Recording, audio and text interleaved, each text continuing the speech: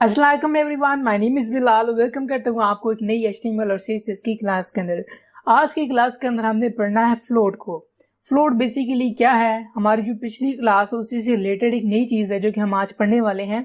जैसे पिछली क्लास के अंदर हमने मार्जिन, पैडिंग और इसके अलावा यहाँ पे हमने स्टोक यानी इसका आउटलाइन और ये तमाम चीजें देखी थी। तो आज की क्लास के अंदर हम देखने वाले हैं फ्लोट को। तो उसके लिए मैं यहाँ पे एडिटर के अंदर आ जाता हूँ। यहाँ पे हमारे पास HTML सबके अंदर सबसे पहले हम HTML के अंदर आते हैं और यहाँ पे हमने कुछ टेक्स्ट लिख रखा था जैसे कि, तो मैं ऐसे करता हूँ कि ये डिव था ना, हम इसको खत्म करते हैं। मैं एक नया यानी बिल्कुल जीरो से स्टार्ट करने वाला हूँ, ठीक है। तो मैं यहाँ पे सबसे पहले तो जो है ना करने वाला हूँ डिव, तो डिव क्रिएट करते हैं, ठीक है। और डिव को नेम दे देते हैं कोई सा भी, जैसे कि यहाँ पे मैं एक डिव बनाता हूँ, ठीक है। और डिव के अंदर फिर हम साथ ही क्लास भी बना लेते हैं, ठीक है। हम बनाते हैं क्लास, ठीक है। और जो क्लास का नेम है यहाँ पे मैं जैसे करता हूँ बॉक्स, ठीक है। और इसी तरह इसकी जो हेडिंग होगी यानी इसका जो टेक्स्ट होगा उसका जो नेम है वो भी मैं यहाँ पे मैं लेट्स सपोज के हेडिंग 1H1 करता हूँ, ठीक है। और इसके अंदर जो है टेक्स्ट उसको मैं यहाँ पे करता हूँ बॉक्स, ठीक है। बॉक्स कर दिया या बॉक्स 1, ठीक है। यहाँ पे मैंने कर दिया बॉक्स 1। इसको मैं सेव करता हूँ और अपनी CSS के अंदर आके यहाँ पे हम जो है ना हमने इसको जो नेम रखा था बॉक्स ही रखा तो सही अप्लाई हो गया होगा वही। ऐसे करते हैं कि ये भी सारा हम नया करते हैं, उसको भी खत्म करते हैं, सेव करते हैं। और यहाँ पे मैं एक डिव का टैग लगाता हूँ, ठीक है। हमने डिव इसका रखा था, यस, इसका हमने रखा था बॉक्स, ठीक है। हमने बॉक्स को सिलेक्ट करना है, क्लास का नाम हमने रखा बॉक्स। और आगे हम सबसे पहले इसके अंदर ऐड करते हैं बैकग्राउंड कलर। तो यहाँ पे मैं इसके अंदर ऐड करने वाला हूँ सबसे पहले तो बैकग्राउंड कलर। और इसका जो बैकग्राउंड कलर है यहाँ पे मैं रखता हूँ ब्लैक, ठीक है, ब्लैक में कर देता हूँ। और उसके बाद हम इसका जो राइटिंग कलर है इसको मैं करता हूँ यहाँ पे वाइट, ठीक हो गया। और अब जाके ज़रा रिफ्रेश करके चेक करते हैं जरा क्या बना है क्या।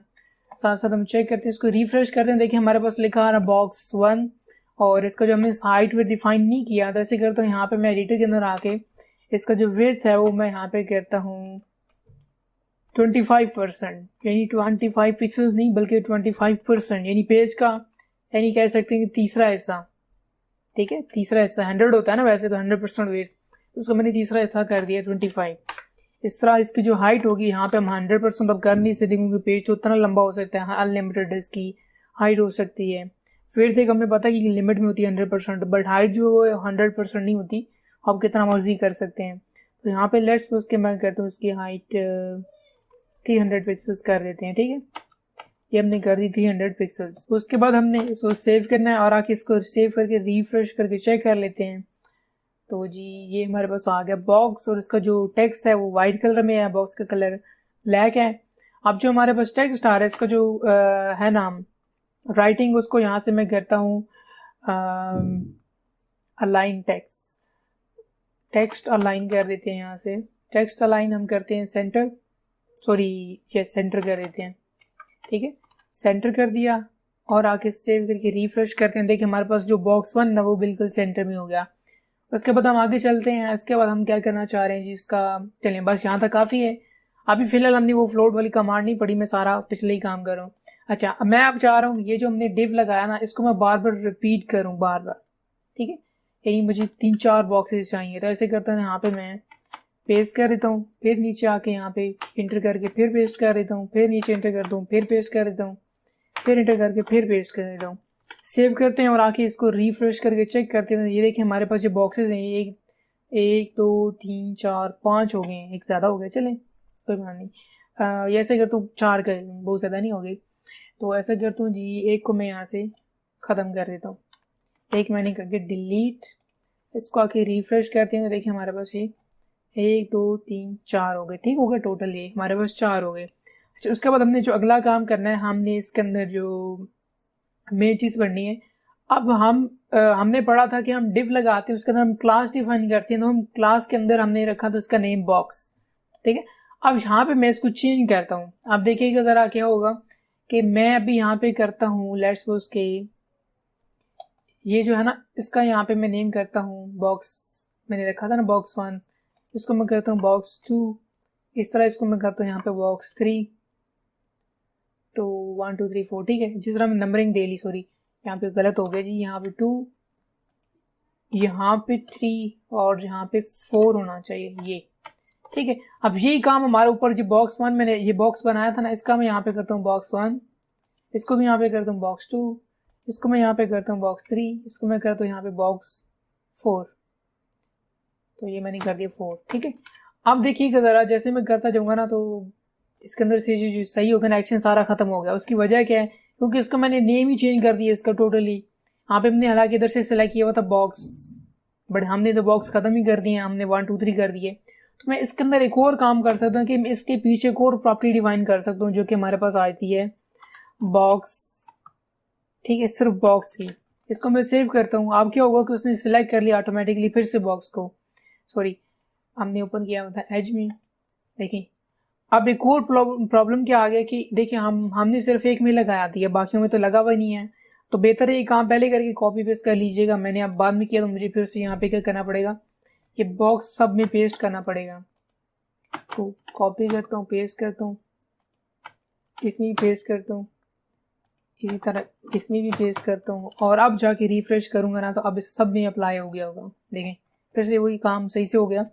अच्छा अब हमने जो मेन चीज़ पढ़नी है फ्लोट वाली, सॉरी वो हमारे पास आ जाती है। हमने CSS में जाना है और यहाँ पे हमने अप्लाई करना है फ्लोट, ठीक है। ये हमारे पास आ गया फ्लोट। अब हमने बताना है कि फ्लोट किस तरफ हो, तो हमने यहाँ पे लेट्स सपोज के मैं करता हूँ लेफ्ट, फ्लोट लेफ्ट। क्या फ्लोट हो, फ्लोट है क्या बेसिकली, अब जरा देखिएगा मैंने इधर कर दिया लेफ्ट।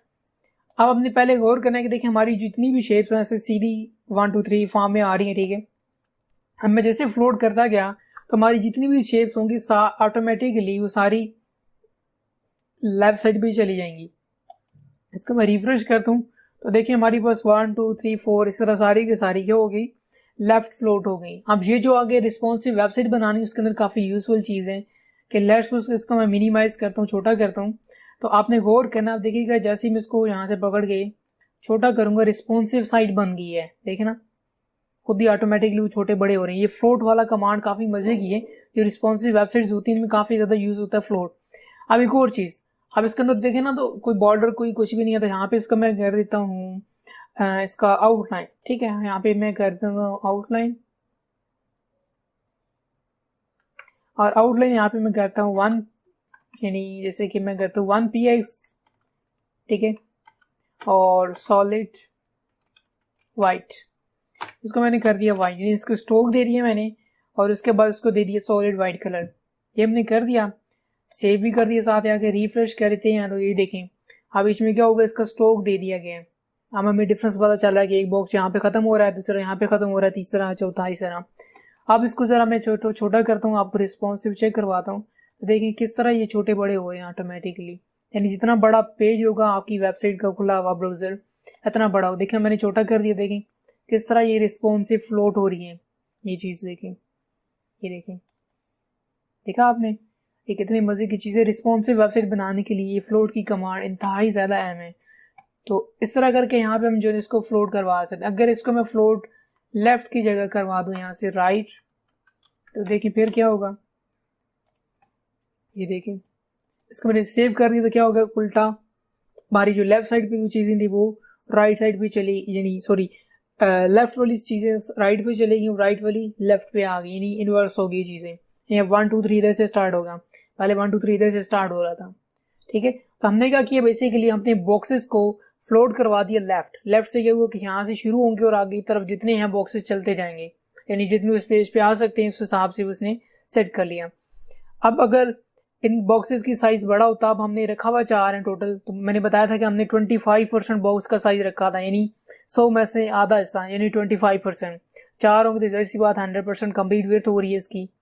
तो अगर मैं यहाँ पे बॉक्स का साइज बढ़ा दूँ तो क्या होगा कि अगला जो हमारा होगा ना वो नीचे की तरफ आना शुरू हो जाएगा।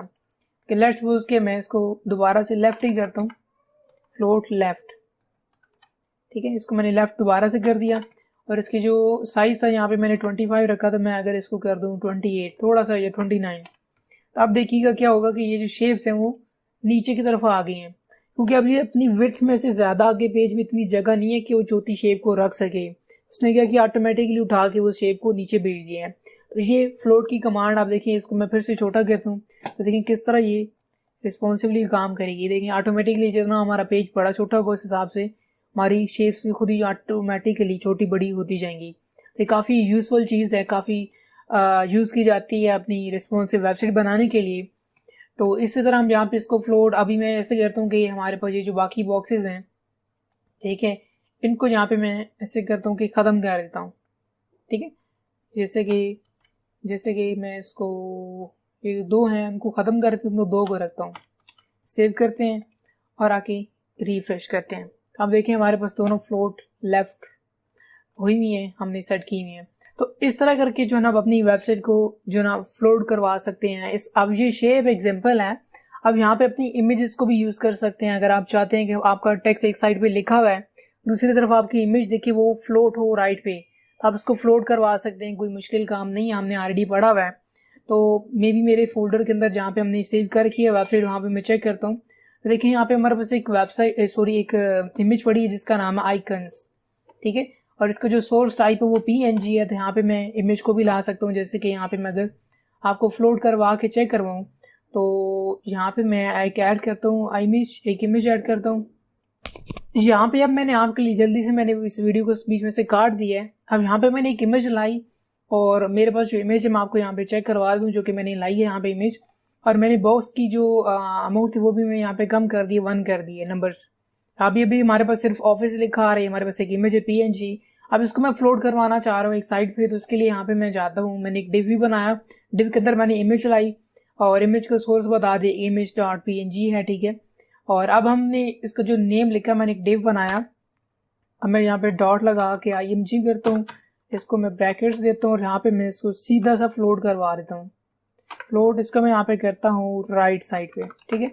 राइट कर दिया फ्लोट IMG को और अब आके रिफ्रेश करते हैं और देखेंगे हमारी जो इमेज है वो बिल्कुल राइट साइड पे फ्लोट हो गई है। अभी हमारा जैसे पीछे कुछ टेक्स्ट हो सकता है, या पे हमारा जो डिव बना हुआ ना, यहाँ पे हमने एक बॉक्स बना रखा है ना, अगर यहाँ पे बॉक्स ना हो, लेट्स सपोज इसकी जगह यहाँ पे कुछ टेक्स्ट हो, ठीक है, तो फिर क्या होगा कि यहाँ पे हमारे पास एक तरफ टेक्स्ट होगा, दूसरा हमारा यहाँ पे फ्लोट हम करवा सकते अपनी इमेज को लेफ्ट राइट, आप जिधर करवाना चाहें।